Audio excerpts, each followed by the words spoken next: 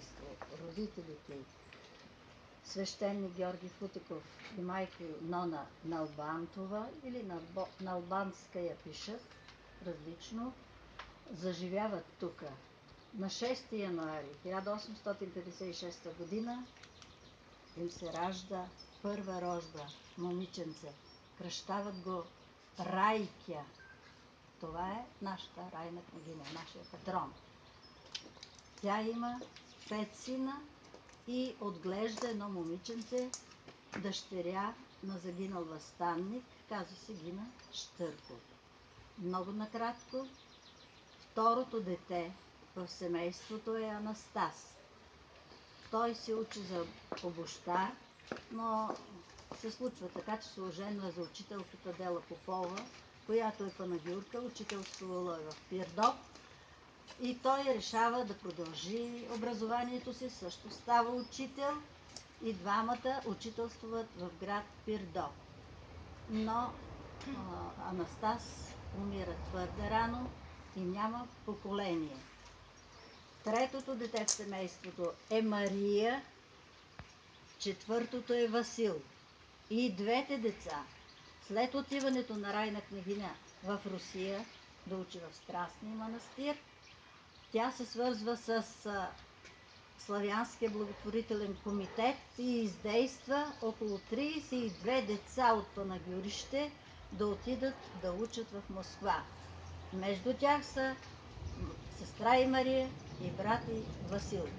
Мария се учи за учителка, връща се в България, малко време учителство в Панагюрище, омъжва се за македонския войвода Анастас Янков или Тасе и има 4 деца. Тя е по-известна с това, че третото й дете, Коста Янков, е известният български антифашист, загинал от куршумите на полицията през 25-та година.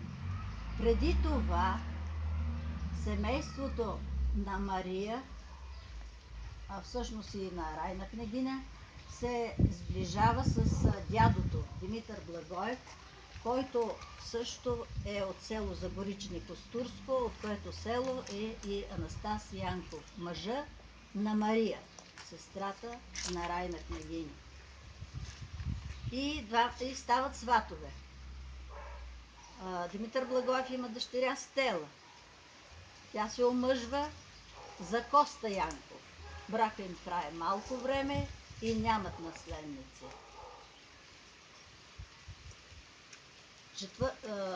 Четвъртото дете е Васил, след Мария. Той учи в Москва, завършва военно училище, с много голямо желание след освобождението идва в България като кадър офицерски. Обаче съдбата не му се усмихва, защото властимащите и по-точно Стефан Стамболов е русофоб. Той недолюбва тези, които обичат Русия, не му дават възможност да се изяви като офицер, съответният пост не му е даден и той много разочарован напуска България, отива в Русия, продължава на военна школа, висша, и се оженва за вдовицата на княз Шаховски. Същия този Лев Шаховски, който е бил трети секретар на граф Игнатиев в Истанбул, по времето, когато Райна княгиня пътува вече за Москва. И там в посолството, в руското посолство, отива да се уреди документите и се запознава с него. Тя не е и предполагала, че брат и Васил ще се сроди, ще отиде в семейството на княз Шаховски. Оженва се за вдовицата на Шаховски, той е починал вече по това време, която има едно момче. И от брака си с Васил Футеков природява момче и момиче. Идва Първата световна война. Васил отива на фронта. 1915 година загива при Мазурските езера. Ние направихме твърде много нашия отряд, за да издирим поколението на Василий Футеков.